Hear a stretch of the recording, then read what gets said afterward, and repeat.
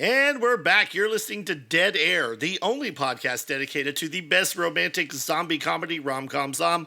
My Boyfriend's back from 1993. We delve deep into it, and we delve hard. Okay, yeah, Shannon. No, this is NOMS podcast. It's NOMS. It's yeah. I'm sorry. I have to check my Rolodex. Yeah, you're right. I had the wrong schedule. So we're not talking My Boyfriend's back and the fact that Matthew McConaughey is in it for a minute. Well, now I want to. You heard why me. did you do this? Yeah. We've got two movies with some great lines, some great storytelling, some great scripting. There it is. Two great movies that we're pushing together because we have kind of a theme. They are connected in name, right? Yeah. It's the John Candyman episode. That's right. The John Is that Candyman episode. Can that be a thing? That is a thing. If we Okay. say John Candyman 3 times, which one appears? It's 5 times, but let's see. But if we say it 3 times, what happens? I think that's why Candyman doesn't kill anyone, because people think it's 3 times instead of 5. They go, No, they don't. Candyman, No one thinks that. Candyman. Yes, they do. You think that. You forgot. Some people confuse it with Beetlejuice. 5 times is a lot. That's why people you are got getting time to killed, 'cause think they about stop your at 3. actions, you know? 3, You do. done. You're like, what am I doing here? Am I trying to be cool? You do. But we have a John Candyman special. We've got one of John Candy's greatest films of all time. I would say it's my second favorite John Candy film because Uncle Buck is my first, but there's nothing wrong with this movie. Oh, wow, yeah. It's What just about as good John as Uncle Hughes Buck. fans ranking? What about John Hughes films rankings? Heck, probably the best John Hughes film. You think so? Yeah, I'm not Okay. a huge fan of. I'll be honest with you. I think 16 Candles is terrible, and not for the reasons that everybody says it is now. I just think it's a bad movie. Oh, okay. Yeah, well, it is terrible I for thought the that when I was reasons a kid. people say it is now. I'm just going to throw It that is out that too. I'm not trying to make excuses. I'm saying I thought it was bad before it was cool to think it was bad. there. Okay. I'm not a 16-year-old girl in the 80s. I can't identify with that. I don't know how they would, but Your parents didn't forget your honking birthday? that's right. No. Well, As they say on one TV, year my probably. honking birthday. Yeah. Oh, okay. But John Hughes movies were cool. We're doing Planes, Trains, and Automobiles and Candyman. That's right. Yeah. But yeah, John Hughes movies, man, I always liked them. I liked all of them, pretty much. Yeah. I'm trying to think of one I don't say something like. unpopular. Yeah. I'm going to say something unpopular from our generation and before us. You don't like Home Alone? I don't love The Breakfast Club. I don't hate I love Home Alone. But Home Alone is Chris Columbus. You don't like The Breakfast Club? I think it's okay. One of the best ones. I think it's just okay. It's kind of like breakfast in general. I can go without. I think it was in the first 2 weeks of even filming The Breakfast Club. He was like, I have an idea. He went into the little office at the school they were filming in, and he wrote what was it? Ferris Bueller's Day Off in like record time. John Hughes was a master of just writing a script in a week or a day or a weekend, like pages and pages and pages, you know. So I mean, The Breakfast Club did give us one of the best songs ever. Hey, hey, hey, hey! Oh yeah, Right? they wrote it for that movie too. Yeah. Yes, they Which is did. kinda Yes, cool. they did. They And couldn't think I of will tell you- a chorus, and they just said the la la. Well, I will tell you sometimes when I accomplish something, I will walk off and do that, and I'll start singing, hey, hey, hey. Such a good song. Like that's one 80s song of, there's many, but there's a lot that don't, but it still holds up very well. But speaking of John Hughes, Planes, Trains, and Automobiles is probably one of the first non-teen movies he did. Like he switched to more, not adult fare, but like less teen-oriented because they weren't the main characters, the teens. Oh, absolutely, yeah. That's right. But yes, our two movies tonight are going to be Planes, Trains, and Automobiles from 1987 and Candyman from 1992. So we're going to have some fun. We're going to have our video movie corner pick of the week. We're going to have some surprises. We might even have some surprise cameos. Probably not. I don't know. It depends on how many wigs I can find. Probably not. Silly songs for sure. Oh, yeah. I have a theme song that I think this is it. I'm just going to say before we do it, I think this is fire. It nearly burned the studio. I don't think so, Shannon. No. The studio's my car. I'm going to ride it while I'm driving. It's kind of dangerous. But yes, a John Candyman special. So join us, won't you? I will.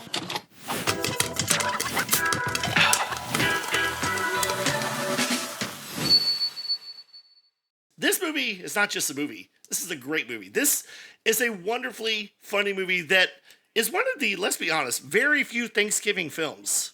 You know? Yeah, that's not a slasher or.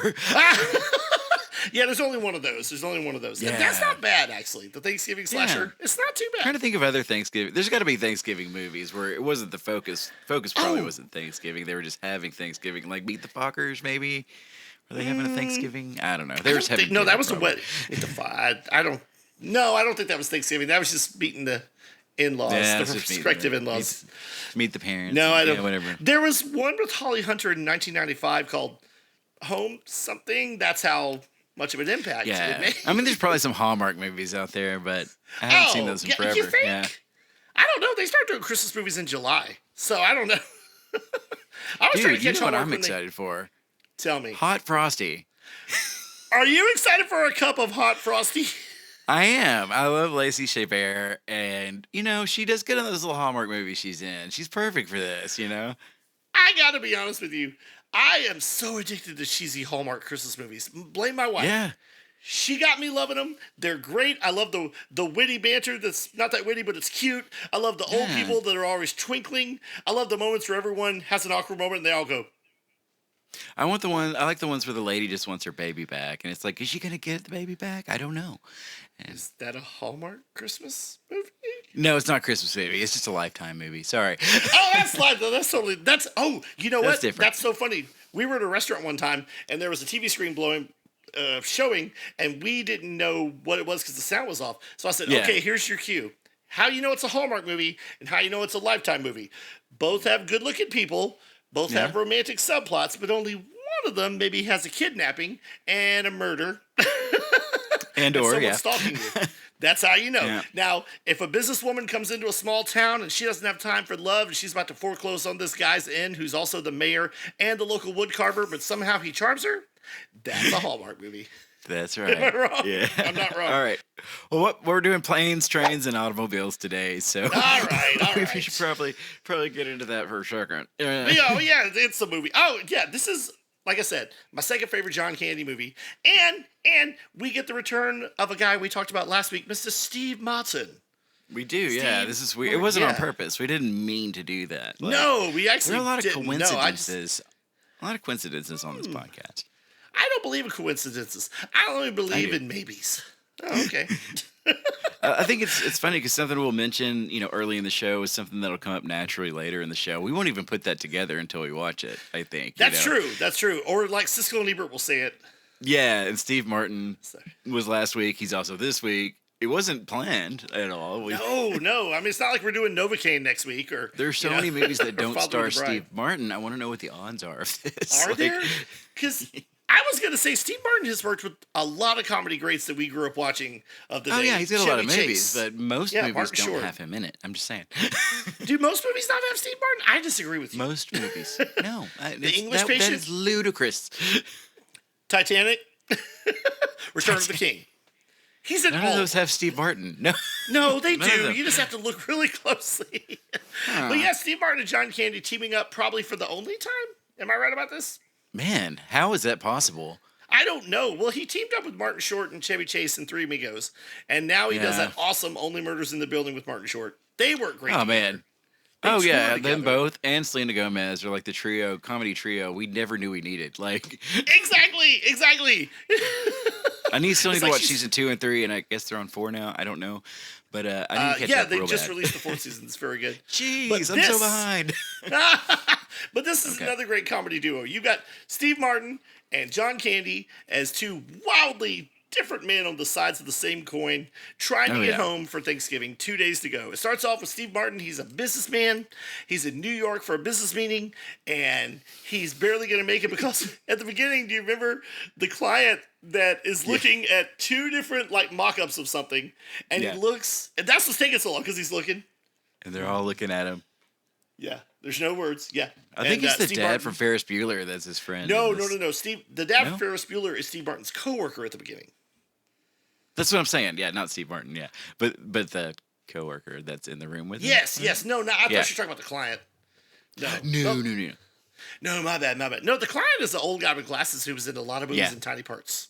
Yeah. Yeah. But yeah. So yeah, he's looking, and that's what's delaying him. And yeah, Steve Martin's trying to get home to his family in Chicago, and John Candy's trying to get home, and they keep accidentally bumbling into each other. And I have so much to say about this movie, but I will say before we get to Siskel and Ebert, because why did I say Siskel and Ebert? What do they got to do with this show, Matches? What do you mean? What does Siskel and Ebert have to do with the show that we're doing called NOMS? It's our show. That's your cue. Go. Oh, because we love Siskel and Ebert at Dom's podcast. Siskel and Ebert are our favorite cherubs. S and M. Giddy little baby boys, just beautiful souls, and we love them, and we love to hear them talk about movies. We do. Last week they were having a giggle fit. I'm hoping they have one over this. Before we start, though, I must say, you may forget this. I always forget it every time I see it. But at the beginning of the movie, when Steve Martin is desperately trying to catch a cab, there is a guy he sees across the street who sees the same cab as him. And who is that person, Matches? It's Kevin Bacon. The legendary Kevin Bacon. So that means that everybody in that movie is on the 6 Degrees of Kevin Bacon list. It's true. Kevin Bacon was in a previous John Hughes movie, too. And people think it's the same character about his wife having a baby. He's got a rush or something to get to it. Oh, he did? She's having a baby? Yeah. Oh, well, that was later. That was like 1989 or 90. Was it? Okay. I know there's another maybe that's one. it. Maybe he's rushing to the movie. Anyway, yeah, so he races Kevin Bacon, and Kevin Bacon wins. So I want to hear what Siskel and Ebert have to say about this movie. Do you think they'll like it? Like, I think Siskel will hate it and say it's contrived and, I don't know, like too simple, and he'll be mad that it's not the Money Pit or it's Annie Hall. But instead of falling in love. No, you're just you don't think expecting he'll compare that. it to Annie Hall? I think he's going to love it. I think he's going to think this is a wonderful, wonderful movie full of sweethearts and love and F-bombs. Yes, and we're going to talk about the F-bomb. Yes, because it is all right, hilarious. You ready to watch some Siskel and Ebert, buddy? I'm ready to watch some Siskel and Ebert. Steve Martin and John Candy are two of the funniest men, period. On movies, on TV, guest appearances, concerts, whatever. And often when you team a couple of big stars, there is no magic. They're almost afraid of engaging each other. But in Planes, Trains, and Automobiles, there is a little magic with these two men. Candy and Martin playing a couple of very different businessmen who meet accidentally and repeatedly because of follow-ups and traveling from New York to Chicago. A snowstorm forces their plane to land in Wichita, where they end up sharing a bed together. Bill. Oh. Oh. Why did you kiss my ear? Why are you holding my hand? Where's your other hand? Between two pillows. Those aren't pillows.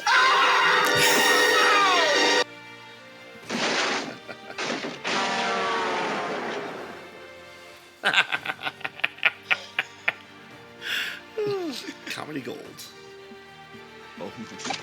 They really are showing the whole scene. That fingernail bit is an absolute classic. And actually, in the movie that I saw, that sequence is even funnier because these two guys view each other just before the moment of doom, apparently, as one is the devil and one is a skeleton death head. And I don't know why the film company took that out in the scene that they're releasing to us, but they're not playing fair with their own movie. Those scenes and the title, Planes, Trains, and Automobiles, might suggest that this is just one long chase picture. But it's better than that in the moments when Candy and Martin exchange emotions, which come as a surprise in an action picture, especially when Martin realizes that Candy's simple but considerable strengths are in his character and not necessarily in the way he dresses. I wish that director John Hughes had included more of those tender moments. It would have made it an even better picture. Still, I vote thumbs up because John Candy has been given his best role to date in the movies, and he's equal to it. Steve Martin, of course, he's good. All right. Okay. We hooked Siskel. I do agree with Siskel. I wish he hadn't spoiled that because I was going to talk about that part of the scene.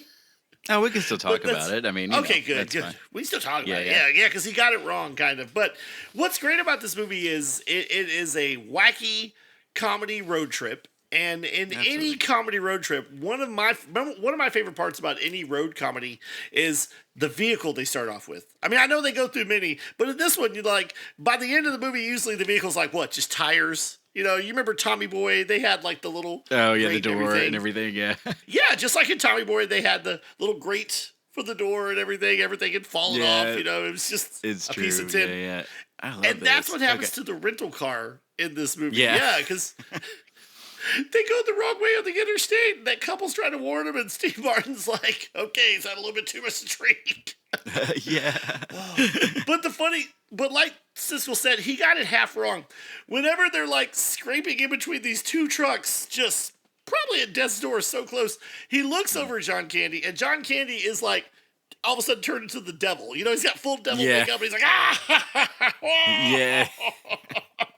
And he's like, this man is truly the devil. But right before that, they both turned to skeletons, like for just a split second. Oh, yeah. Yeah, that's so good. Because they're so scared. And oh gosh, that scene is that's one of the best scenes. And by the end of the movie, the rental car they're in has no roof. It's been burned because it blew up after they ran through the trucks and they could still drive it. Oh, and then, of course, a great cameo by Michael McKean as a police officer who pulls them over because it's not a safe vehicle. It's not safe. Oh, really? Oh, man. But yeah, let's go on with let's see what Ebert had to say. All right, let's do it. Do you think he's going to like it? I don't know. Siskel was enthusiastic. Let's see if Ebert's like, nah, I didn't find it as funny. I thought it should have been the money it pit could on happen, the road. though, couldn't it? That could happen. Okay. At least it's not Annie Hall on the road. True. All right, let's go. All right. I thought it had about the right balance between the tender moments and the action moments. I think you need both. And I enjoyed the fact that there are times in this movie when, for example, when Steve Martin starts telling John Candy, you don't know how to tell an anecdote. Your anecdotes have no point. Right. They have no interest. I know. I would rather spend 3 days in an insurance seminar than sit next to you on the bus. Right. And he just goes on and on and on. It plays against Candy's face. Right. And the face is just sadder sad, and sad. yeah. You know. And that's good comedy because it's comedy that has truth in it. And I enjoyed this movie a whole lot. Don't you agree this is that we've been complaining that Candy hasn't been given a role or he's picked wrong roles, whatever. Finally, John Candy hits one. Right out of the park. Okay, so they seem to have loved it, which I totally agree with them. What say you, Matches? What say I? They loved it. I'm glad. That's good. It's a good movie. I agree with them. Like, there are tender moments. There are funny moments. And they all make the movie, especially the end. I mean, like, that's just a cry-worthy fest, I think, at the end. Oh, my gosh, yeah. There's tearjerker moments because Steve Martin is this, like, completely which he's good at playing this, but uptight, he's sort of a snob. Yeah, he's definitely the straight man in this. Completely. Yes, even though he has his hilarious freakouts.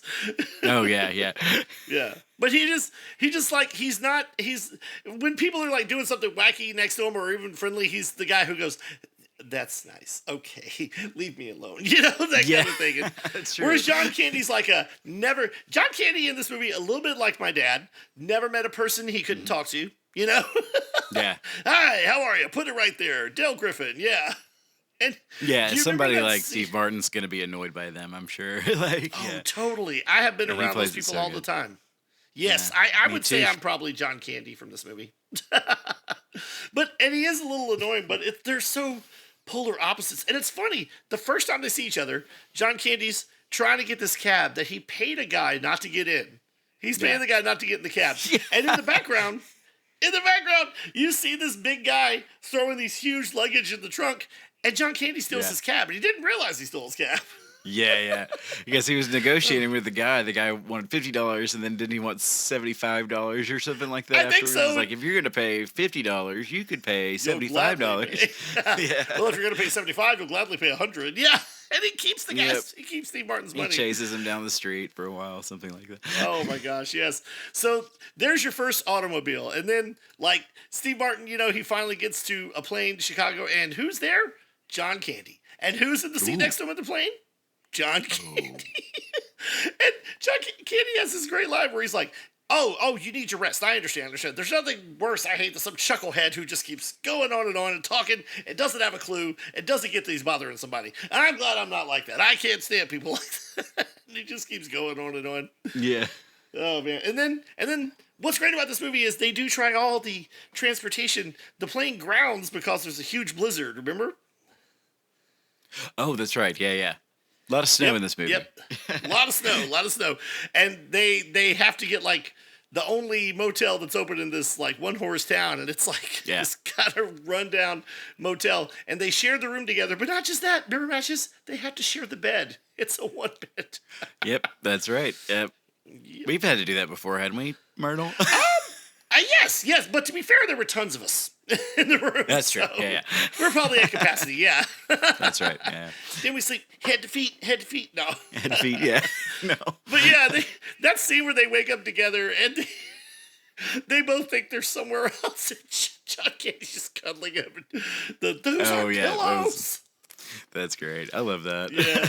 And I think that was ad-lib is what I heard, but they say probably everything's was. I ad-lib mean, with nowadays. those two, I could see a lot of ad-libbing going on. Yeah. Yeah. Oh, man. So, yeah, then they get on the train, and the train gets black smoke and has to stop on the track. And you can tell Steve Martin does not want to see him again, but he sees poor John Candy hauling this huge trunk. You know, like, we don't know what's in the trunk. It's like Marcellus Wallace's briefcase. We don't know what's in it. It's his wife. I'm just kidding. Oh my gosh. You know what? No. It could Somebody be. online has put out that theory. They're like, Del Griffin is a serial killer. Have and they his really? wife's in the trunk. Yes. But I don't want to think like that because I love this movie. That's So, no. hilarious. What if it was? the dark He just have this big heavy trunk that's like way too heavy for most people, I guess. See, Tales from the Crypt did an episode kind of like that. Not as funny. Yeah. Not as funny. But yeah, so he helps them, and then they fight, you know, and they don't get along, and they break up, they make up, and then we got to talk about a scene that we talked about earlier, one of my favorite scenes. This movie, by all intents and purposes, is family friendly and fun for the whole family, and should have been PG-13. Matches, why is this movie not PG-13, besides the full frontal nudity from Martin and Candy and, you know... Because Steve Martin talks to Edie McClurg so crazy and drops 19 F-bombs in exactly 1 minute.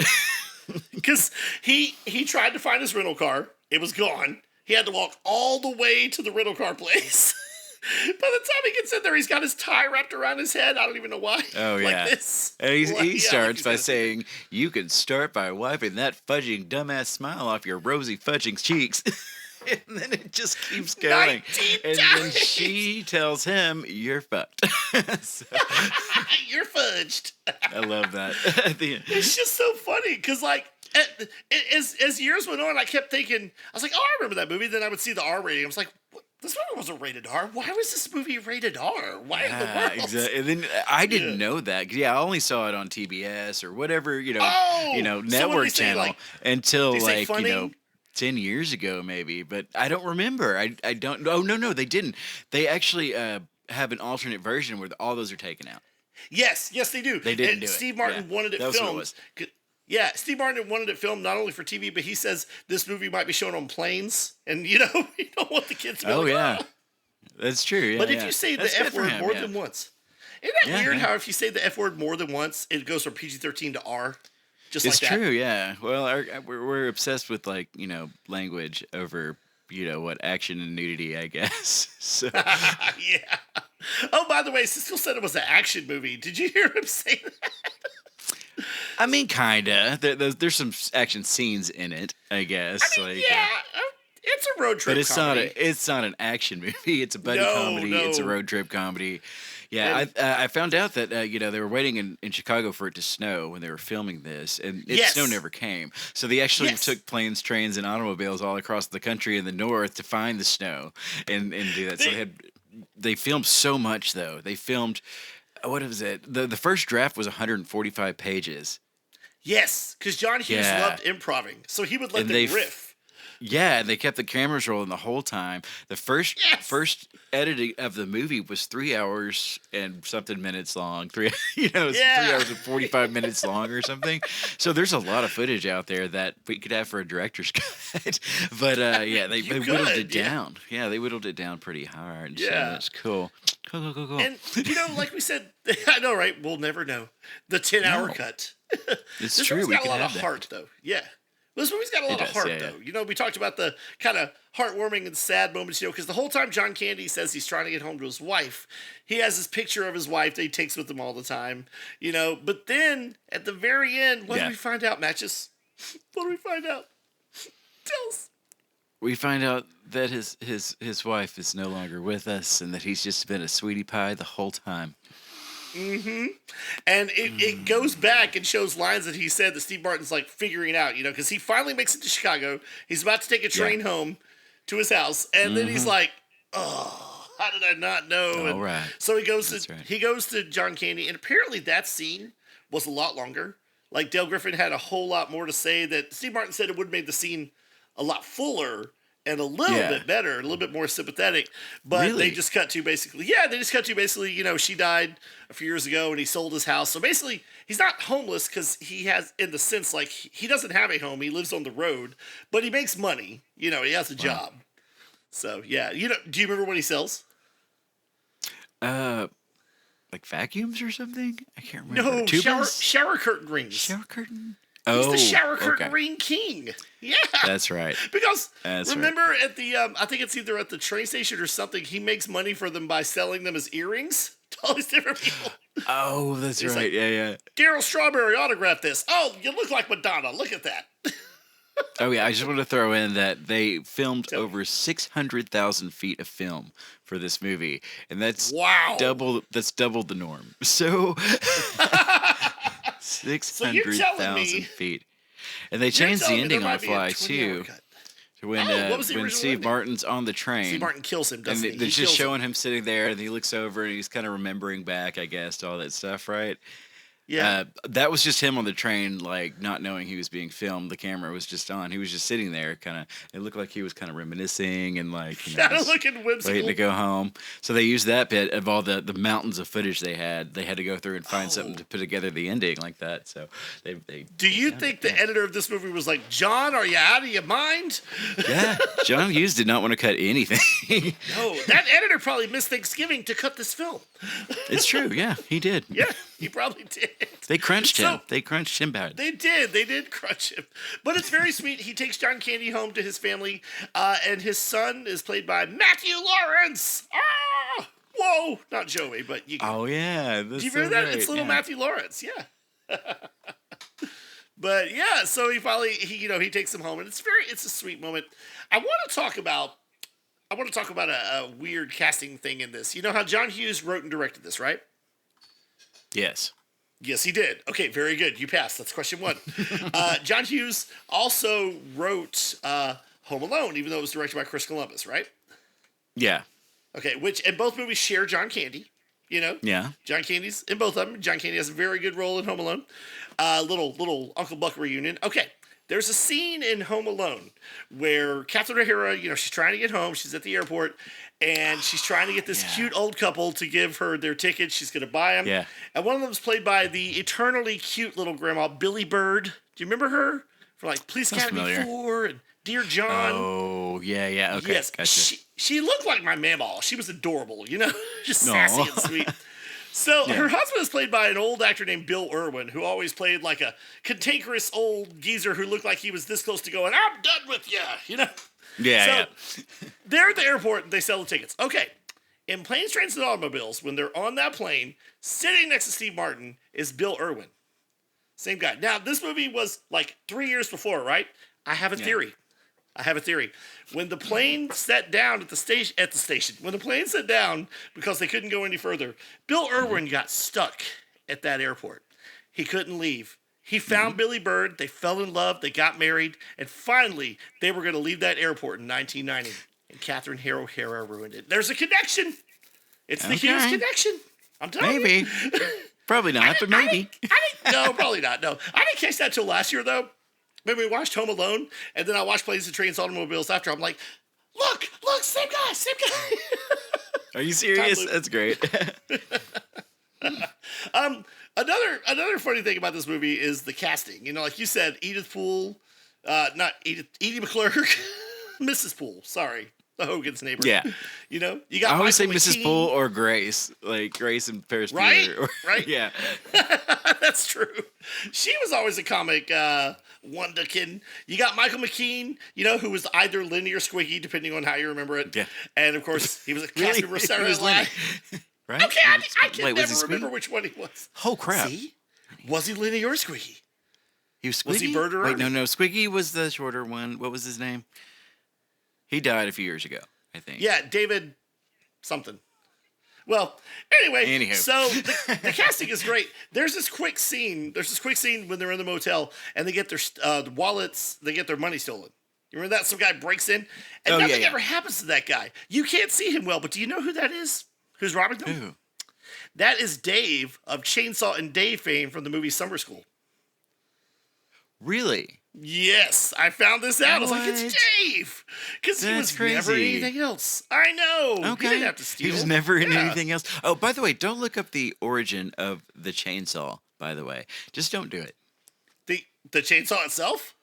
Yeah, why it was created, when it was created. Okay. Just don't. Well, Don't Dr. ever. Pepper was created to make you go to the bathroom. Yeah, sure. Okay. Just so you know. It's not All made right, of prunes. They've already said that. It's 23 flavors matches. It could be anything. All right. Well, are you So- done with planes, trains, and automobiles, Shannon? Man, Should I'm we never rate done it? with planes, trains, and automobiles. But for this I moment, know. I am. This is one of my favorite movies. It is a great holiday movie. You can watch it anytime.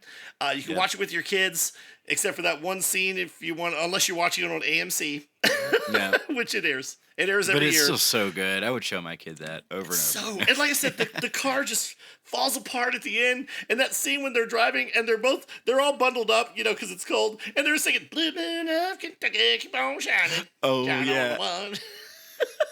So for this movie, I definitely recommend it for any fan of Steve Martin or John Candy or wacky feel good comedy.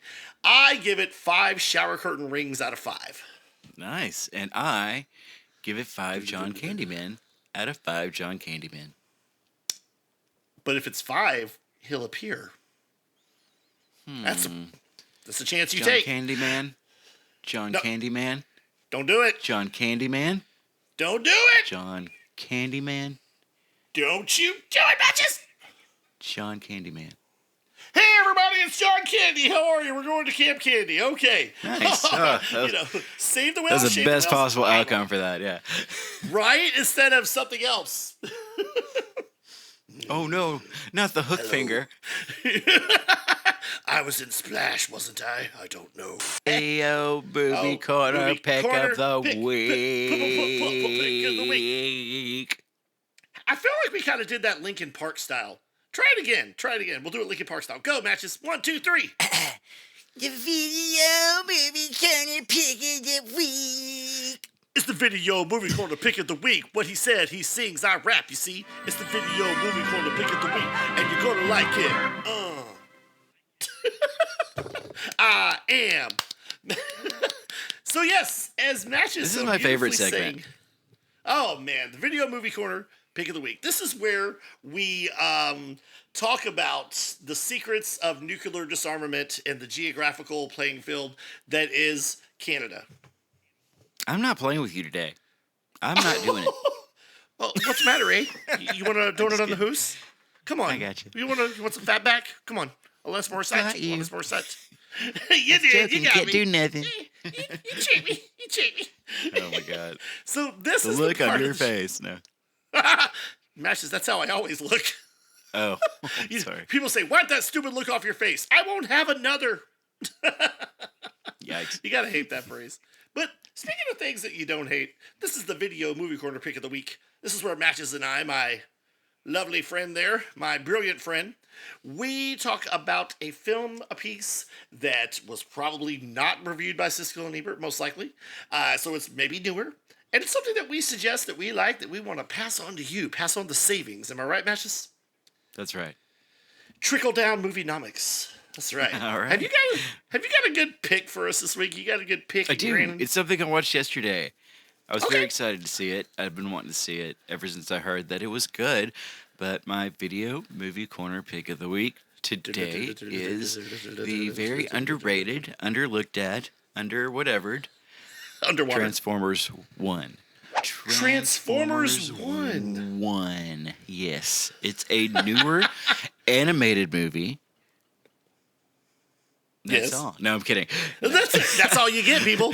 No, I watched it I think yesterday. I'm not a huge fan of prequels usually. Like, I Yeah. don't care what happened before. Just continue the story. But this is done so well. Marketing did this no favors. because Agreed. they didn't market it well. It looked terrible. It looked like it was going to be for kids. It looked like it was going to be, Right. oh, see how, Optimus Prime and Megatron were friends and became mortal enemies. And it's not lame at all. It was actually... That's right. It was not lame at all. I mean, there were some cliche moments or whatever. It was a bit predictable as far as some of the story goes, but it was written so well. The actors were so great. The story was just so well written, I think, that it doesn't matter. It was so good. I had the most fun at that movie than I've had in a long time with movies. And Wow. yeah, it's got a lot of people in this cast, including John Hamm. It's got Keegan-Michael Key. And there's even a Key and Peele joke in here. I don't want to ruin Is it. there really? But They're there's robots? some winks and nods in this. Yeah, for real. If you blink and you'll miss them. But Is but, Aaron they're in there. it? Please tell me Aaron's in it. I'm not saying anything. You want to go to war, Quintessence? I'm not going to say anything, but Okay, but you'll have to okay. watch it. Yeah, Okay, but okay. you'll be very very very pleased, I think. Yes. Yes. Brian Tyree Henry, is that his name? I think he's Megatron. Yeah, that's right. Yeah, he is. Who I else love is he him. in? I love him. I recognize Atlanta his voice. was his big start. Atlanta was his big that's start. right. Yeah. But he's in a ton of stuff. Like he is he's in the Godzilla movies, a few of them. A few of the Godzilla. Okay. He's yeah. in Godzilla versus and then King somebody Kong, and I think he's in named the newest. Chris Hemsworth is Chris I don't know. Hemsworth, is he Something like that, Is this his yeah, first like- movie? He's I don't John think he- Hemsworth's brother-in-law, I think. Yeah. Obviously, since he's doing animation, he's probably not good looking in any way. So Yeah, but if Yeah, you're a that's- fan of the original Transformers, even if you're not, like if you want to show your kids this movie, I swear Yeah. you're gonna have the best time. Stellar voice cast, stellar writing, stellar acting, Nice. and I want part 2 or a series based on this immediately. Like I would binge the whole thing twice in a row. I'd be done with it so fast. and no hints of Michael Bay ruining it. No, not at all. None of He that. ruined None of my that childhood, nonsense. man. Oh, You he can ruined actually my see childhood. the action scenes in this.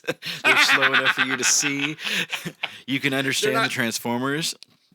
They're not trying to say cool phrases, and the humans don't get 95%. But of all the your movie. favorites are there, and they're represented Yay. very well, I think. So Okay, nice. Hey, you did say you were going to do this week's show as Megatron, right?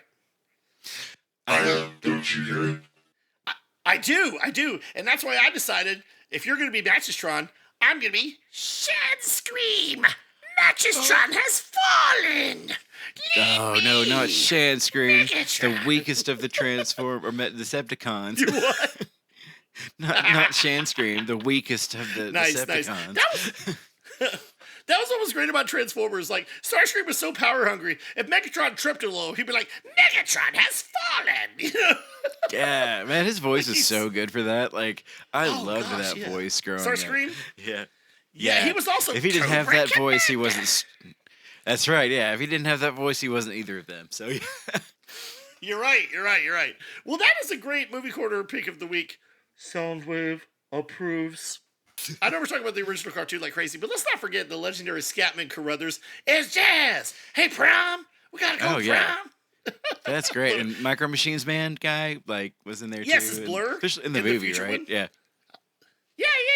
And then the cartoon series after. And one more time, Yeah. and one more thing. I know we got to get to my movie corner freak of the week, but when I was a kid, I used to do impressions of jazz and Ironhide. You remember him? Prom. Oh, Get yeah, out, get for out. sure, yeah. Well, I sounds like sounded him, like yeah. an old crusty Southern man who's like, I can't fix it. Dang it, we gotta go. That's right. Yeah, he's real slow draw. Yeah, I love that. Dude, yeah. oh. All right, well, you got 2 minutes, Shannon. Go. All right, movie corner pick of the week. My movie corner pick of the week is an original movie that was made for HBO Max. I don't call it Max because that sounds like a home, system. Like Max, please play the Penguin. Yeah. It sounded like you they're wanted to actually play going March of to the make Penguins. some Max things, and they're going to have some HBO things coming, so they're not going to Nice, completely nice. get rid But of it my- anymore. Yeah. My pick is a Max original movie that came out around Halloween, and it is called Caddo Lake. Caddo Oh, Lake. I've been wondering about this. My coworker told me to watch it. Yeah. It's good. It's good. Is It it? stars America's sweetheart Dylan O'Brien. Yes, Dylan O'Brien from the Teen Wolf series. Yeah. I knew Yeah, and the I knew Maze that Runner name. series. I love Yeah, it. And recently he played Dan Aykroyd on the Saturday Night Live movie. Did he And really? He did. He's great. And the girl from Can't Hardly Wait, who fell in love with Special K. A lot of people know her from Six Feet Under, Lauren Ambrose. Yeah. Yes, Lauren Ambrose. So I don't want to give too much about this movie away. I will say this. Me and my wife really enjoyed it. When we first saw the trailer, since it was coming out around Halloween, we thought, oh, this is a horror film. Maybe it's a monster. Maybe it's ghosts. It is not what you think. I don't want to give too much away. It's a good little thriller. It does have fantastic supernatural elements in it. Basically, I'll give you a brief little thing. A little girl goes missing, and on the legendary Caddo Lake, and there's a lot going on. There's a dam that won't work, and then it does work. It's a great cast, and it is a really good movie. You have to stay with it. It might tweak your brain a little. My wife was having to explain a little bit to me, like you did with The Sixth Sense, but not really? Plot. Not the same plot. Yeah. What did I explain about that? I'm sorry. I was still convinced. I was still confused by. Shh! Don't say that. Oh, you're right. I don't want to spoil it. I'm not spoiling that movie. Even this far into the future, we're gonna cut that out. Yeah, we're gonna beep that. Seriously, no. M. Night Shyamalan himself does not want people to even say it right now. Any of it. You are kidding me. No. And I agree with him. It's one of the biggest. Yeah. It was probably a few years ago on the Graham Norton show, but he was just like, "Don't say it. What are you doing?" He's like, "Oh gosh, I'm so sorry." Yeah. Well, it is considered as. I like Tracy Jordan in 30 Rock, where he's like, "I finally get the ending to The Sixth Sense. All those names were the names of the people who worked on the movie." The credits. That's funny. Well, let's just say whatever The Sixth Sense ends, right? Bruce Willis has been in debt the entire time. We'll do that. You were kind of having to smooth it over and explain it to me on the way out. Yeah. There's never been a movie surprise like that in all of moviedom. That is one of the huge. What's funny is Sarah Michelle Gellar and Freddie Prinze Jr. had a story where they actually went to see that movie, and she goes, "Wouldn't it be funny if?" And she said it, and at the end it was real, and They almost got divorced. She says, seriously, they almost got a divorce after this. They didn't go to the movies together for like 10 years. That is hilarious. But she offhandedly, just a guess, got it right. But see, that's how I can tell if a movie is good if I don't figure out the ending. Because there are some movies, if you give me a thread, I'm going to pull. And I'm not that smart. So I'm thinking if I can figure it out, Like, remember that John Cusack movie, Identity, with Amanda Peet and all kinds of movies? Oh, wasn't that I figured it out within the first... Well, it was good, but I figured it out within the first 10 minutes. But I think I remember surely being a little predictable. Yeah. And I thought, that can't be it because I'm not that bright. What is the movie with Leonardo DiCaprio? Big director did it. Oh, yeah. Shutter Island. Shutter Island. Everyone loves that, but I was like the whole time thinking, man, if it was this, that's gonna be a lame movie with a real lame premise. Scorsese. It was really good up until the end, I think, where they gave that, and it was like, really, it's been just that the whole time. I could have assumed that, like, it was just such a cheap reveal. In case you're wondering, it turns out the whole time it was a dream that Artie from What's Eating Gilbert Grape was having. That's right. We can spoil that with this one because honestly, I hate it. Like, honestly, I was like just so taken back by the ending because I called it in the beginning, but I was like, that would be too easy, like too stupid. Yeah. Well, like I said, I like to be surprised, so that's why I tell my wife, like, hey, whatever you're cooking tonight, don't tell me, Yeah. And when she asks me to cook, I'm like, surprise, it's McDonald's. Oh, God. And that was our video movie corner pick of the week. Freeze frame. Nice. Oh, did we freeze? Oh, okay. I didn't know. I didn't read the instructions in.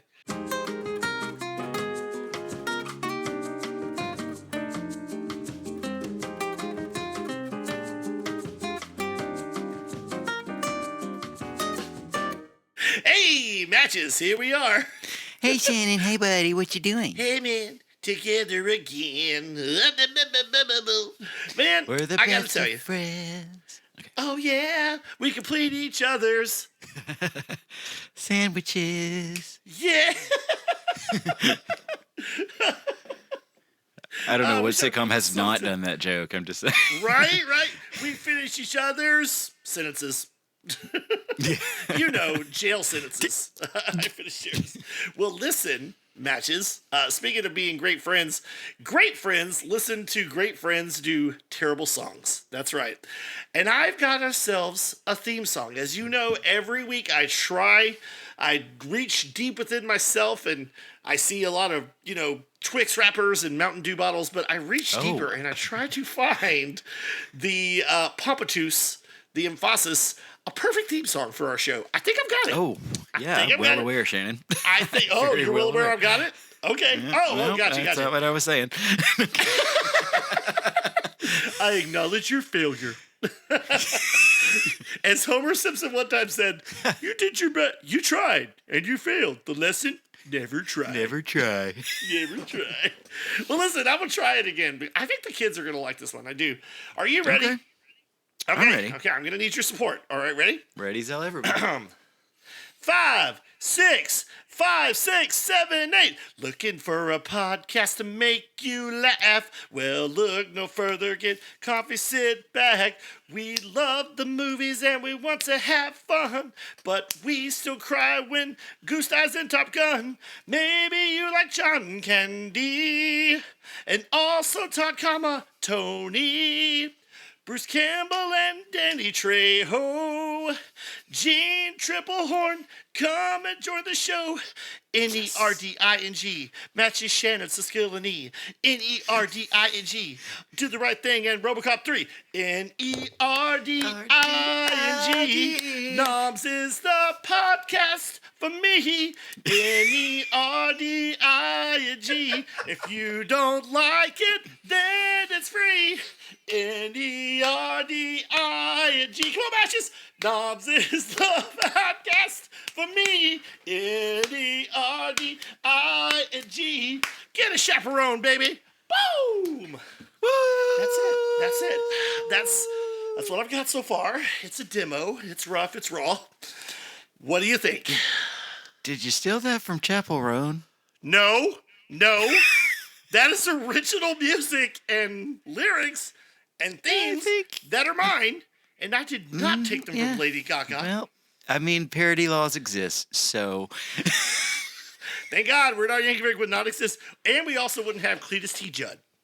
That's right. But that is an original melody I came up with myself, and I will swear that to the end of the day. I So will what let do you think? that Is that forever. the theme song? No. Oh, thanks, buddy. You thought it was a yes, didn't you? That's going to be from you. this. Is there gonna be nothing that no can for reach me, your dog. cold heart matches? It's going to be a no for me, dog.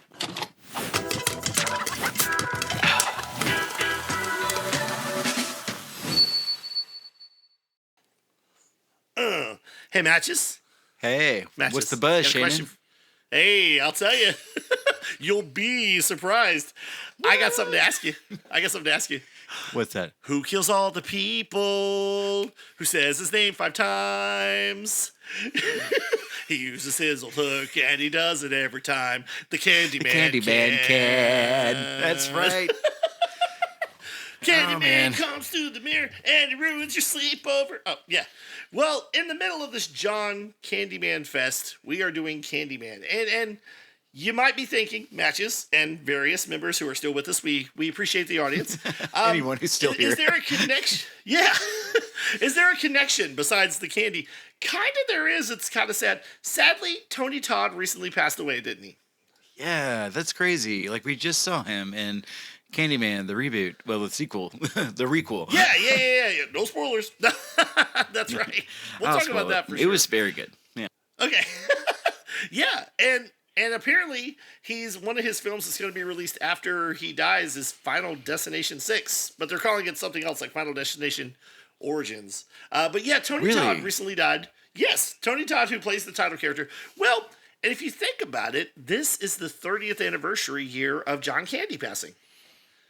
Which is, oh, wow, really?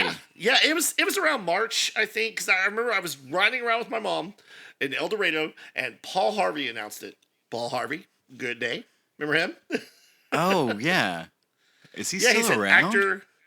No. He died a long time ago.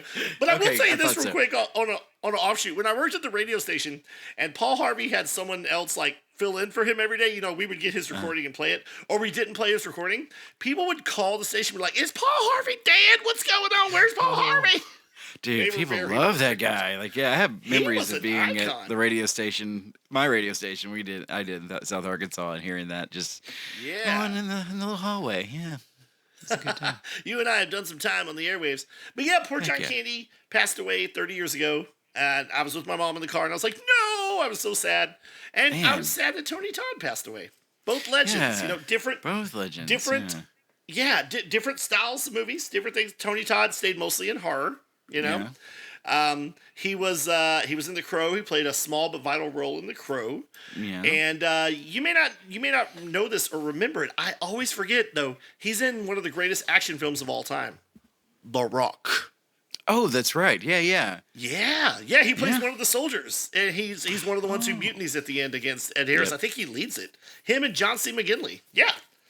Oh, that's right. Yeah. That's so great. John C. McGinley. How did they cast him in that? I wonder. So against time. I don't know. He was in tons of action films before he was in Scrubs. He was always a killer. Oh, that's right. Eddie. Yeah. Yeah, okay, that's why playing Dr. That. Cox in Scrubs was easy. Yeah, but yeah, the late great Tony Todd, who had one of the best voices. He did a lot of animation work. You know. That's true. Yeah. He was last was what Spider-Man. He was Venom in Spider-Man 2, the video game. Yeah. He's got a very commanding voice. He's done some Transformer voice work. He did Darkseid on all the Lego Justice League straight to video. Did he really? Yes, because me and Groot and Rocket watched every one of them, and I was like, that sounds like Candyman. That's great. Yeah. But yeah, so tell about the movie we're about to review, and hopefully Siskel and Ebert liked it. I don't know. What's it called, Matches? This week we're talking about Candyman from 1992, the Tony Todd and Virginia Madsen masterpiece. It really has. There's really some good lore behind this, I think, and you know, in all the movies, even though all the movies weren't great. When you say all the movies, what do you mean? Well, the 2 and 3 that were straight to video, and Well, the second one went to theaters, but yeah, they were both pretty awful. Oh, yeah, it did. Yeah, but the lore behind it was really good. Oh no, the lore was great. The story was great, and then in 2019 they were advertising what you thought was going to be a reboot. Remember that? Yeah. Like Jordan Peele was producing, and for all means and purposes, it was a reboot. But then people were figuring out that no. It's a continuation. It's a sequel to the first one, you know? Yeah, and a damn good one. It was so good. A very good one. Yes. Yeah. There's some twists and turns there I did not see coming at all. And we'll talk about the connection between the two. Yeah, and I hadn't seen the 2 and 3 yet, so I didn't know like anyone can be a Candyman. It's kind of a thing. You can turn into a Candyman if you want. That's right. Anytime you want. Giving the kids some delicious treats and scares. But the Candyman, Virginia Madsen, is is she like a grad student or something? And she's researching urban legends. She's doing her thesis, so I guess so, yeah. Yeah, she's doing it on local folklore. And she concentrates and finds out about this legend called the Candyman that exists around this housing project called Cabrini Green. Cabrini Green. Yeah. That sounds like a name. Yeah, and this is based on some real life murders that happened in Chicago because people were coming in through the walls. They had access to the walls for plumbers and electricians and stuff, so they could easily get back there. But so could other people through their bathroom mirrors, which is scary, creepy. Like how do you get through a bathroom mirror unless you're that guy from the X-Files episode, Eugene Toombs? Yeah. And Virginia Madsen's apartment used to be one of those buildings. It was renovated into what it was, a better place, but she could push her bathroom mirror in as she saw through the next, apartment or whatever.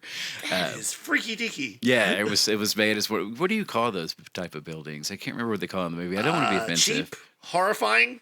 Yeah, they're cheap and horrifying, but yeah, they're made for specific groups of people who are low income and Oh yeah. Well, I mean, the projects is what they were called. And yeah, but I don't know if we say that anymore. Yeah. Well, maybe not. I'm not trying to say anything. Oh, for bad. Sure. I know. It's fine. Yeah. I first learned about those through the show Good Times, because they live in one of those buildings. Yeah, I've heard that. I've heard those words all my life. Yeah. It's true. Yeah. But yeah, she starts researching this local legend, and people are warning her. What were you going to say, Matches? Were you going to? Oh, I was going to say, didn't they go through this in the 2021 movie too? Or no? Yeah. Well, they talk about the events of the first movie. Okay, I'm starting to They remember. do but mention I it. couldn't. They Okay. do mention the lady. Yeah. So without spoiling anything just yet, but there will be spoilers. So There will, yeah. Watch it. Go watch there it. Come will back, or just watch this and then watch the movie. If you're one of those people that need Pause to know, it, go. Yeah, and Tony Todd, who hadn't really been in a whole lot that was memorable at the time, he was the perfect choice for Candyman. And I'll tell you this. Oh, go ahead. You were No, gonna go say ahead. something. You. Sorry. You. Oh, okay, I'll talk. Yeah. It's not gonna be as cool. So It's all you. It came out in 1992, and I thought I Yeah. saw the trailers on TV, and I was like, "This is gonna be a run-of-the-mill slasher horror film." So I rented it like almost a year later on the VHS, and I was so pleasantly surprised. It was so much better than it had any right to be. Oh yeah. We watched Yeah. it in a church basement. It was it was our friend's birthday, and so Youth leaders. yeah. Well, nobody else was there, but they had access to the basement, which was also a dance floor. It was like a checkered dance floor. They had a DJ booth.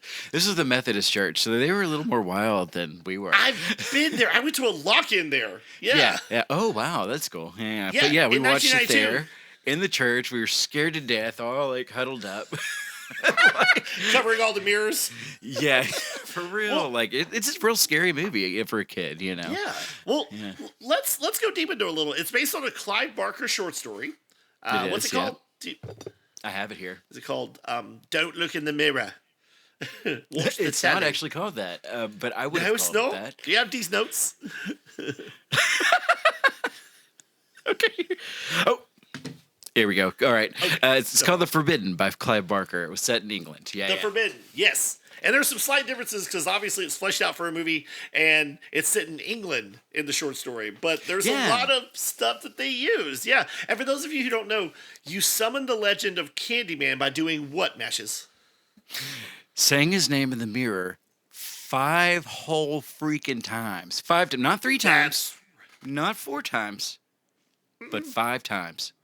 You have time to think about this as you're doing it, whether we're going to do it or not, because usually a guy with a hook for a hand is going to burst through your chest from behind and, smear you across the walls or whatever you do. He's not going to clean your teeth. My favorite bit is the psychologist, the doctor or whatever, when she's in there, she's strapped down, and he gets she's him trying to like prove it to that, her. and then he flies out the window facing towards her, he goes backwards, he breaks through the window, and he's kind of flying in the air straight like this, and it's so funny. The look on his But I face was says, gonna say- I believe you now. We have kind of a Sokka. We open with a Sokka haiku, and that's what you call a haiku. That's not really a haiku. If you So ever it's a seen, poem. have you ever it's a seen Avatar: The Last Airbender? The live action? No, I've never watched the show. No, not the live action, the animated series. Right, the cartoon. I've never watched any of it. No, I know of it. What? Seriously? I know It's of it, I just it's never the best watched ever in the history of anything. I believe. I'm not Is kidding. It better It's than so- Garbage Pail Kids, so the good. movie? There's this one bit where Sokka finds these warrior ladies have a haiku. They take it very seriously. It's kind of like a what do you call it? Like beat poets have little jam sessions or whatever you want to call it. Sure, yeah, poetry Yeah. slams. They have the beat off. Okay, Yeah, the poetry slam. Okay. That's right. Okay, sure. And he actually find that- puts an extra syllable in one of his because he's really good at it. But then he puts an extra syllable and they drag him out. And so it's a Sokka haiku. He says, "They will say I have shed innocent blood. What is blood for, if not for shedding? With my hook for a hand, I'll split you from your groin to your gullet. I came for you." And it's scary when you watch it. It's not scary when I do it. I don't know. I'm pretty frightened. And It's thus begins real the scary. romance known as Candyman. Hey, speaking of romance, let's see what Siskel and Ebert thought. Before we start, I'm going to think, since they weren't big on horror films, Siskel's going to hate it. Ebert might see the craft behind it. I don't know. What do you think? Do you think That Siskel's sounds going right. to love it? Okay. Yeah? Okay. Well, let's do it. No. I agree with you. I think your assessment is spot on. Oh, okay. Let's Well, see. Siskel and Ebert. Siskel and Ebert. Siskel and Ebert. Siskel and Ebert. One second. Siskel Sharon. and Sharon. This movie is Candyman, a thriller about a scholar who sets out to debunk urban legends. You know, those stories like the one about the alligators in the sewers. And she ends up finding that one legend the death rather than be debunked. That's the Candyman who, according to legend, haunts the empty apartments of Cabrini Green, a Chicago housing project, killing defenseless victims while the 911 operator ignores their calls. We're not cops. We're from the university. You don't belong here, lady. That's Vanessa Williams as the mother who knows the Candyman is real. And before long, Madsen thinks so too when she meets the legend himself, played by Tony Todd. I just want to throw in there, it's not that Vanessa Williams, but I think she is the reason that Vanessa Williams go by, Vanessa L. Williams when she's in movies? She is the one who goes by Vanessa L. Williams, yes. Yeah, okay. Yeah, I was going to say that, yeah.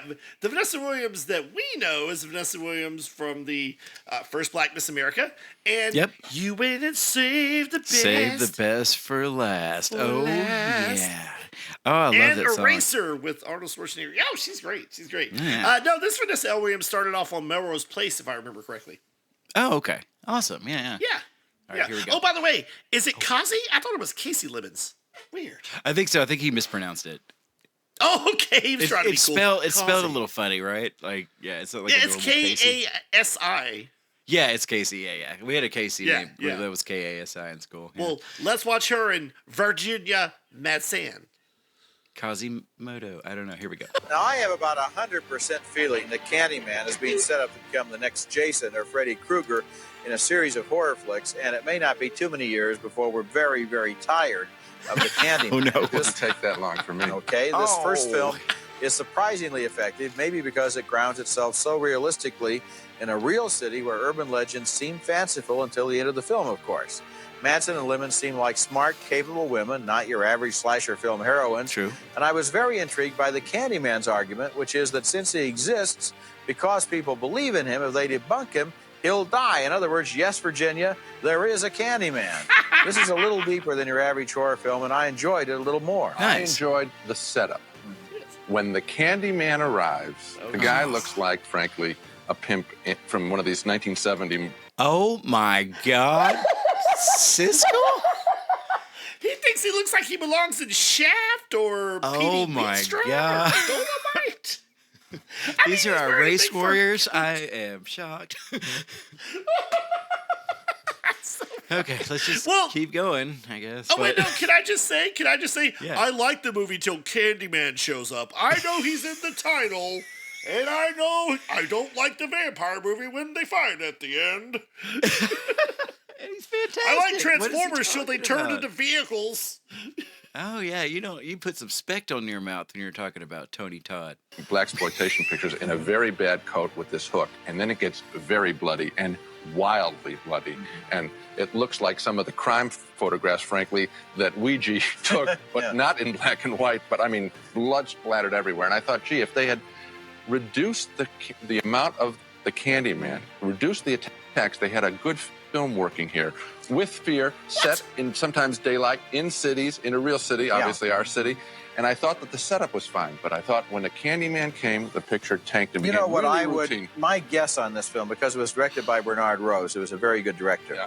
My guess is the original screenplay was an extremely elegant and smart idea, and somebody came along who was involved at the money level who said, give him a bigger hook, let's have more blood, let's have more gore, we have to go for the splatter. He's not wrong, but I mean, a lot of these kills you just don't see exactly. You see the aftermath of some of the bodies. You see, like, the hook going through the doctor, but you don't see. There's not a ton of gore in this movie, really. Yeah, I don't think. Candyman's been. No, I mean, your average '90s gore, but not over the top, not Saw level. No, not at all. And the thing is, like, Candyman has been plaguing Cabrini Green, and he's also plaguing the suburbs, because I think at the beginning of the movie, isn't it some girls in a house having a sleepover, I think, if I remember correctly? Am I wrong? No. Wait, I don't think so. Am I remembering that wrong? Let me see. The first is Ted Raimi and his girlfriend, and she said, yeah, it's actually Ted Raimi. Ted Raimi? Yeah, he plays a bad boy. This girl's like, that's unforgivable. He's about to go to bed with him instead of her sweet boyfriend because he's a bad boy. And they say it in the mirror. And ended up dying, I guess. But yeah, that was the beginning of this one. Maybe 2021. Yeah, maybe. Okay. But There's a lineup of girls in the bathroom, in the school bathroom with all the stalls, and they say his name. Oh, you remember is that that? the first movie or the sequel? No, this is the sequel. They think it's just hype and fear and urban legends. They think surely it can't be real, and that's why, as they said before, Candyman gets mad at Virginia Madsen and stalks her and tries to kill her because she's making his legend go away. He's like, believe in me. Yeah, by putting skepticism in there, she's cutting away his his very life. Yeah, absolutely. For sure. Yeah, that's what makes it so unique. I think that, like I said, not your average slasher. I was pleasantly shocked. Yeah, I need to watch the newer Candyman again. I think because Virginia Madsen is credited as using her voice as Helen, and I can't remember that. Film audience, we have to go for the kids in the multiplexes, and they added a whole layer of extraneous violence. You're right. To what was essentially a great story to begin with. Yeah. Absolutely right. And so, frankly, disgusting is something I felt an awful lot when I saw the Candyman. Well, they did have real bees in their mouths, so there's that. Yes. Yeah, there was no CGI for that back then. Wait, those were real bees? Yeah, so guess what they had, Shannon? A bee wrangler. Honey, yes. Hopefully he wasn't the fly wrangler from Lost Boys. Yeah, hopefully not. I learned my lesson. But they had bees. They had to be exactly 12 hours old, so they weren't, like, if they stung you, it would be not a very good consequence. And also, Virginia Madsen was highly allergic to bees. The director had her go and get tested because he didn't believe her. And but it ended up working out, and she had younger bees, I think, that had like soft stingers, I guess. Okay. Yeah. And Tony Todd had it in his contract, or he worked it out where he'd get $1,000 for each bee sting, and he got stung 23 times, so he got $23,000 on top of what he was offered for this, which probably wasn't a lot back then. I don't know. Back then, that could buy you a mansion. For sure, yeah. Nothing now, but yeah. Get you a meal at Arby's. Get you a meal at Arby's. Well, let's talk about the bees. Okay, let's talk about the whole mythos of the Candyman, like where he comes from, because this movie has a lot of tones of like racial, neglect, and because like these people at the housing project, the police don't believe them, or they wait until late, and they have another guy, a drug dealer, who's dressed up like Candyman and kind of goes as a Candyman. Matches, tell people his origin, the origin of the Candyman. Where'd he come from? Who is he? Well, the Candyman. Well, he was the son of a slave, I guess. Mm-hmm. Yeah, a former slave who had risen to some bit of prominence as he was an inventor, or he provided a service of sort. He was a painter. No. I'm talking about his father. Oh, my bad. Sorry. Yeah. Sorry, I'm starting at the very beginning, Shannon. Sorry, I'm going way back. Okay. His father provided some kind of service or product or something for people, and he was very prominent and sent, Candyman, whose real name is I can't remember. Anyway, Tony Todd. Yeah. He sent him to like prestigious schools and that. So he was a really, really good painter. So he wasn't just he wasn't treated like a lot of people were back then, I guess. He was treated with more prominence. But he started dating a white girl. He started dating this white girl. It's the tale as old as time. And what did happen? Oh, yeah. So I guess they take him out. They strip him down. They cover him in honeycomb. Oh. And they let bees just kill him, and they leave him their there way with him. Die. Yeah. That's the origin of the Candyman, who was born through that anger and that hate and frustration. Yeah. But they also cut off his hand and replaced it with a hook, which is dumb. Cut off his hand. Yeah, that's right. Yes, that's so dumb if you believe in retribution and karma and ghosts. You're like, let's give him a hook for a hand. No, give him a butter churner for a hand. Give him a stuffed animal for a hand. That's right. They were just setting them up for that. Yeah, I hope some of them got it when he died. I hope so. That might have been when he started. And he died on the grounds that Cabrini Green was built on, too. Oh, that's right. Yeah. Okay. Yep. Yeah. So his that's why he there. haunted the place. He had a little hangout. He's a little lair with his face painted on it. That was kind of cool. Yes, that's actually from the story I've heard. The little hole in the wall that has the face. Oh, really? Yeah. That's insane. Yeah. Okay, that's pretty cool. So, I still like my idea about putting something else besides a hook just to be safe. Can you imagine Candyman coming up with a wooden spoon? Yeah. Yeah, that's funny. Well, one of the Candyman was actually a Candyman who would hand out candy to children that was like, poisoned or had a razor blade in it. And, and that she was in the finds a sequel, sack yes. of candy. Yeah, she finds a bag of candy, with a razor blade in it in that room in the first one. Oh. Isn't that cool? Oh, wow, that's brilliant. That makes me like the sequel even more. No, I'm saying like the stuff behind this is brilliant. Whether the movies were boring or bad or not, like everything leading up to it, like anyone can be a Candyman. That Candyman became a Candyman. You could be a Candyman too. It's funny you should say anyone can be a Candyman because I would love to talk about the ending. And yes. the connecting It's not the tissue it has happiest to the ending. It's sequel. not the worst ending in the world. It is not. It is not. It's the not. the little baby child of Vanessa L. Williams, Melrose Place Williams, he goes missing. Yeah. And he's been taken by Candyman. And Virginia Madsen is also being held liable for all the murders that are happening around her. Yeah, I wrote down in my notes, it's like, Candyman keeps framing Virginia Madsen. Is he okay? He does. Like, what? Everything he does makes it look like she did it. Like, yes, he kills Casey Lemons. He kills the psychiatrist. Yes, and she keeps getting put in jail, and then she's being held responsible for the kidnapping of the baby.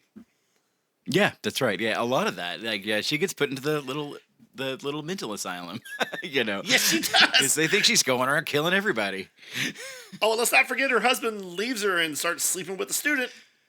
That's right. I knew that at the very beginning when she called him out for that girl, being flustered and not being able to talk to her. And he said, she's just a young girl with a crush and hormones. I knew exactly then that was the kind of guy that was sleeping with that girl. Exactly. That's right. They nailed Time that, for like, some even back then. academic suspension. Yeah. Yep. Blamed it on her. Yeah. Yes. Made her kind of gaslighting, if you will. Yeah. Yeah. I think he was having an affair with her from the beginning, right? Yeah, he was. From before the beginning, I guess. Yeah. Before the movie because when she started, gets out, she's painting the house, and then the girl looks horrified when she sees her because this is like, his ex-wife or current wife, I guess, who's being held for murder and not supposed to be there at all, like horrific murder and kidnapping and killing a baby, possibly. Like, yeah. Yes. So Virginia Madsen, whose character, I don't know if we've said her character's name, Helen. She goes after Candyman to find the baby, and, he's telling her all this stuff, and then turns out the girl that he fell in love with that he died for, unfortunately, looks a little bit like Virginia Madsen. Oh, that's right. Yeah, they don't come out right out and say it is the weird thing. Like, no, but is it it's in a painting or something? I don't know. It's something. Well, at the very end, she appears in a painting. I don't think they actually, I don't know which movie it was, but I don't think they go through the him. Well, maybe. I can't remember now. Sorry. Maybe I missed that. Maybe I went to the bathroom or something, but yeah. But I can't remember if they fully cover the woman he was in love with and what she looked like. But there's a painting of Helen on the wall at the end. Very, very end. Well, okay, right at the end, so she goes after the baby, and what are the residents of Cabrini Green doing? Are they having a bonfire? Are they having a party, a barbecue? They're about to they have a bonfire outside. Well, it's actually a big pile of like wood and all kinds of stuff. It's huge. Yeah. Because they're gonna have a party and a bonfire. But whenever Helen goes into the bonfire to try and get to the Candyman and the baby, I guess she's trying to get to the baby. She's like going in. What she sees is his hook going down. Like the kid that she was talking to early in the morning sees the hook going down and says, "Candyman, he's here." So he gets everybody to go out there and start the bonfire to kill the Candyman, even though he doesn't know the baby or Virginia or Helen's in there. So, it's very, very cool. Candyman comes and says, "I knew you'd come," and grabs her. And so the thing starts burning and burning and burning. And somehow she gets away, I think when it explodes or something. Yeah, and she's holding onto the baby. Yeah, and everything, like the wood keeps falling on her, and she's like starting to burn, and you're like, oh my gosh! And then like she gets out, and she's got like just barely any hair. Her head's all burned, and like she looks like your Cabbage Patch doll after you had a wild weekend with it. She does, and it's kind of funny. You're like, oh my god, she made it! Awesome, she's gonna live a long, full life.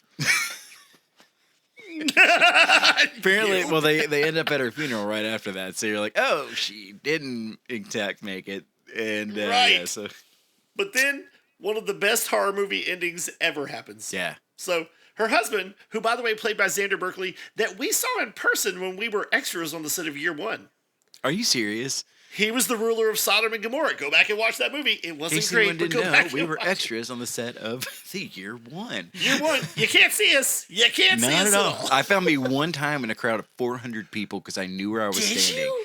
Yeah, that's it. Wow. Everything else got cut. Well, that's so funny because I kept telling everyone at the movie theater I worked at, I was like, I'm in this movie. And they were joking that they were going to put a little sign like, starring Jack Black, Michael Cera, and Shannon. And then we previewed the movie, That's right. and they were like, Yeah. Shannon, you lied. You lied. Me and my I was Red like, Lobster coworkers went, and I was supposed to go, "Caw-caw," if I saw myself. And so that one time at the end, it was just a quick shot of 400 people. And I was like, "Caw-caw." And we were like, where? I was like, you just missed it. There it was. Oh my gosh. Okay, so Xander Berkeley, he's all distraught, and his cute little lady friend, he's like, I'll be back. I'm going to the bathroom. He goes to the bathroom. He's looking in the mirror, and he makes the mistake of saying, No, he's actually reminiscing about his wife. And but like the girl that he's with is young. She's kind of not the smartest, brightest, or whatever. And he's sitting there regretting his decision. And that's when he starts saying Candyman 5 times in the mirror. No. He says Helen. He says his wife's name. That's what I'm 5 saying. times He's looking in the mirror, and he's looking in the mirror, and he's just like so distraught, and he's like, Helen. And as he was saying it, I was like, no. And he Yeah, says that's Helen right. 5 Okay, because times. Helen shows up right there. I just watched this today. Okay. Yeah, with some kind of weapon, and she says hello, darling, or something, and slashes him, and the young thing comes into the bathroom and sees him dead in the bathtub, and that's how it ends. Hell of a scream she had. She had a hell of a final girl scream. I kept joking the sequel was going to be like Virginia Madsen's like, don't say Helen 5 times, Helen. No, I've got to see the sequels now. I don't care if they suck, but I've got to watch them. Okay, I mean they're okay. I know they're kind of semi-related, but the sequel, the Legacy sequel that came out in 2019, the connective tissue. You know what I'm talking about? You want to tell me the connective tissue? 2021, my bad. It was supposed to come out in 2020, but something happened. Yeah. Yep. Can't remember what. COVID, yeah. I think it was Ghostbusters being postponed and Tom Hanks giving us all Something like COVID. that, Yeah, something like that that. was But it. Yep. so tell them about the connective tissue. Who the main character is in Candyman, played by The main character Yaya ends up Baba. being the baby from the movie, the first movie. Yeah. Yes, the baby that Virginia Madsen rescued. Yeah. Yes, and, brilliant. Yeah. And then he becomes a Candyman, and then through him, I won't spoil it. I'm not going to spoil it. Yeah, but, we won't spoil it. It's very go but see it's the sequel. so good. It's very good. It connects well. So Candyman, what are your final thoughts on it? Anything else you want to say about it? Only if you haven't watched it, give it a chance, and watch some, YouTube essays on it. I think, I think some of the lore there is going to be better in essay format than just watching all 4 movies, whatever it is. Yeah. So, but yeah, the first one and the last one. Yes. I was going to say the second movie came out in 95 because I think Siskel Ebert reviewed it and did not like it. And then the third one was straight to video, like around 2000. Yeah, that's right. Yeah. So, There I you never go, there you bothered go. with those, but I love the first one. I love Tony Todd. And just everyone go see that and watch the requel, whatever you want to call it. Yeah. Yeah. It's not a reboot. It's a sequel. It's a requel. Okay. That's right. It's a requel. So tell us your final thoughts on it. What do you give it? Man, I got to give this movie 5 buzzwords out of 5. That's awesome. Okay. I give it 5 Helens out of 5 Helens. Okay, that'll work. Yeah. Like I said, it's very Helen. It sounds like a menu item. It's not your average horror movie. That's right. It's not. It's really not. It's good. But yeah. They did it They could have done this very wrong, moving this from England to the Chicago projects. It could have gone awry. We have a white director doing this too. So I'm very pleased with how it turned out and was just so true to real life, I guess, mixing the urban legend with the real kind of a deal. Yeah, it was great. Yeah, modern day. Tony Todd gives his best performance. I also like him in the Final Destination movies, where it seems like he might be death, but he's not, but he is. Yeah. I think that's cool too. Yeah, he's great. Because he does say, real see well. you soon. Yeah. So rest in peace, Tony Todd. Yeah. For real, he was great. Yeah, this is a great show. I love John Candy. I love Candyman. Tony Todd. Miss them both. Yeah. So, Yeah, rest in peace, all right, guys. well, heck yeah. Well, I guess that's our hook. Oh, Shannon, that was good. You like what I we're did there? You like it? Oh, yeah, looking good. Hey, Matches. I just wanted to see how I looked. I'm about to go on a road trip, and I just got to say, I really enjoyed, I got this mirror here. I really enjoyed our trip down memory lane. Talking about John Candyman. Same. Yeah. John Candyman. Nope, don't do it. John Candyman. No. I told you nothing would happen. You're so... Oh, no. Why? I'm going back to Camp Candy. Hopefully we can fix that. Oh my gosh. Matches.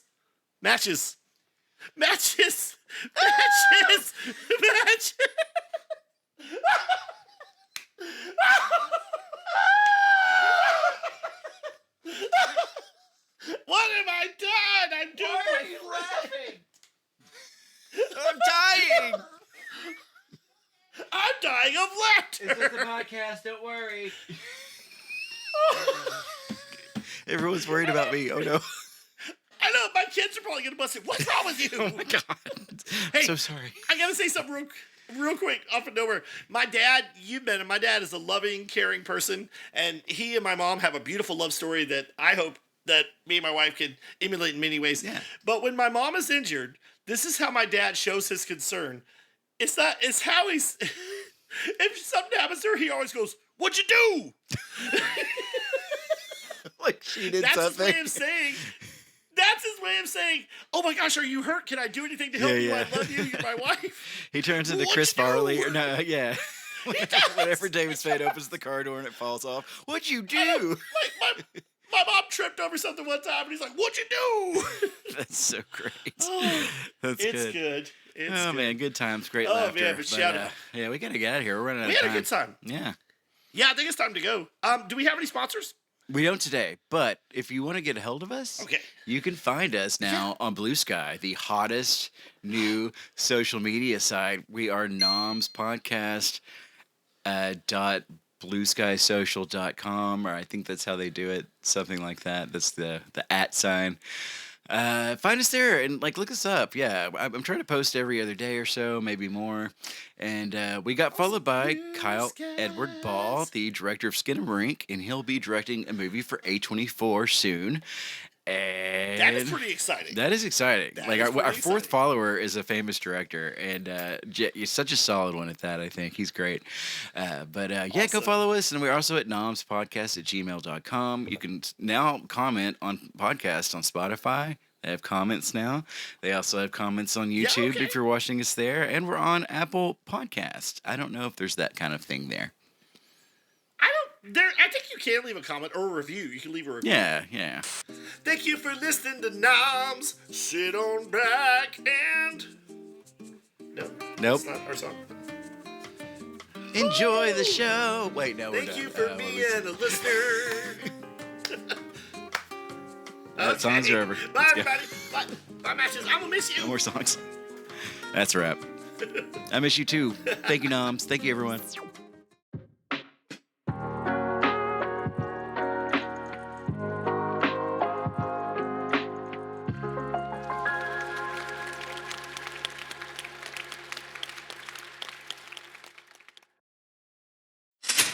Nom nom nom. Nom, nom, nom.